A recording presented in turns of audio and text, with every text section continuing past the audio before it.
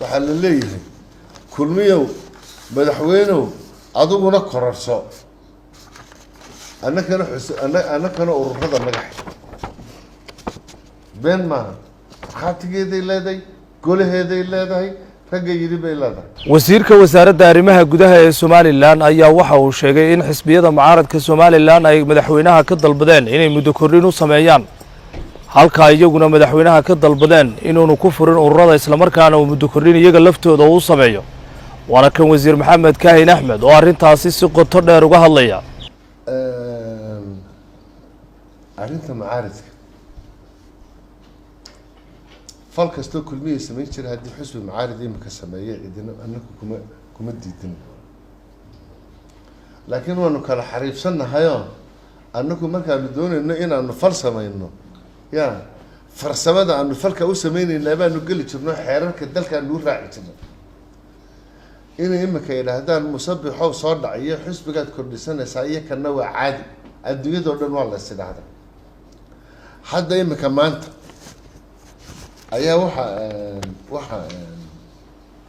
waxa xusbiyada mucaaradkii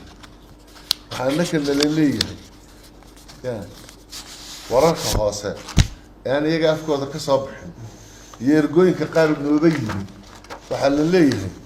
kulmiyow madaxweynow adiguna kororso annakana ururada magax been maaha khaatigeeday leedahay golaheeday leedahay ragga yidhi bay leedahay. masalan maxaanku idhahdayey taasi waxa weeye waa shahaadada rasmiga ah ee uu xusbi waliba haysto.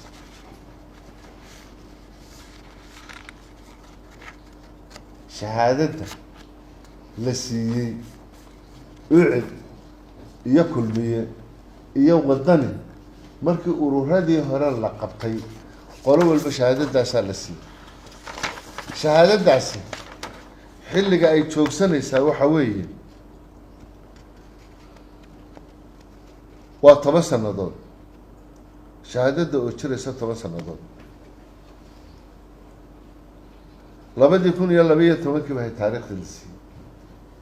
2022 joogsanaysaa bisha December 26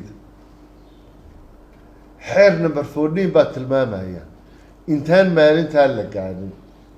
6 bilood ka hor in la qabto furitaanka ururada.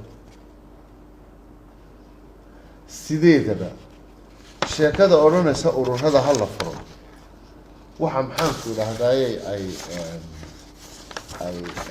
ay ka timi dadka siyaasiyiinta qarankan Somaliland ka tirsan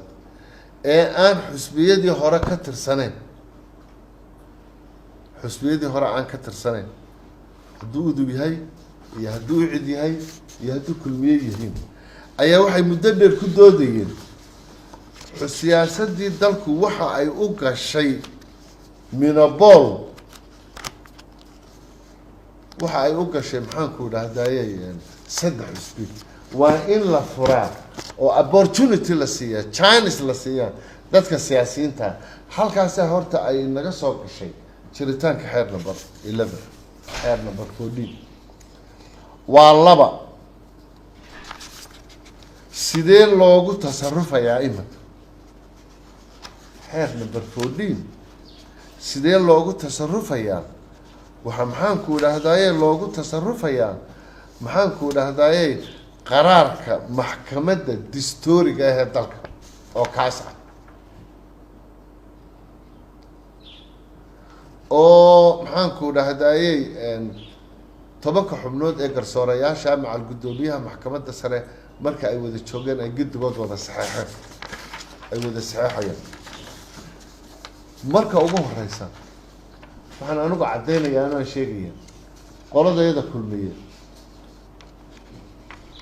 berberi wax guntiga lagu qaado ka weyn baa layidhi xagala gelin wax guntiga lagu qariyo ka weyn xeer number 14 madaxweynaha waa annakaa guddoomiyaha iyaga xisbi iyo xukuumadda uu madaxweynuhu madaxda ka yahay iyo xisbiga kulmiye midna ma samayn karo awood uu ku afdubo qaranka iyo siyaasiyiinto xeer number 14 isagu uu ku kaxeeyo sifaha u kaxeeyaana ay tahay in lagu soo maxlaalo in lagu maxlaalo doorashada madaxweynaha ee bisha November 13 haddaad halkan iska dhigto xeer number 14 oo aynu liqno ka dhigno mid aan jirin miyaynu weli taaganahay oo joognaa xilli la eedo madaxweyne doorashadii dib aad u dhigto ما يدم متكررين ما هي واحد كولمية اللي تشوف قدي إلا أحباب ويدين سأنا ويدين ما أنا أقول مركها واحد الله هاي ولي متاجنين عيد كستابة نوع كستابة دان كستابة حل اللي هذا الدورة شدي إنه فبردي باود قصة مرلباتك مركه حر الفراء ururada waxaa saxiixda golaha baarlamaanka saddexdeeda xisbiyada waxaan Ahmed Daahir Nuux Nasabka telefishinka caalamiga ah ee Sahan Hargeysa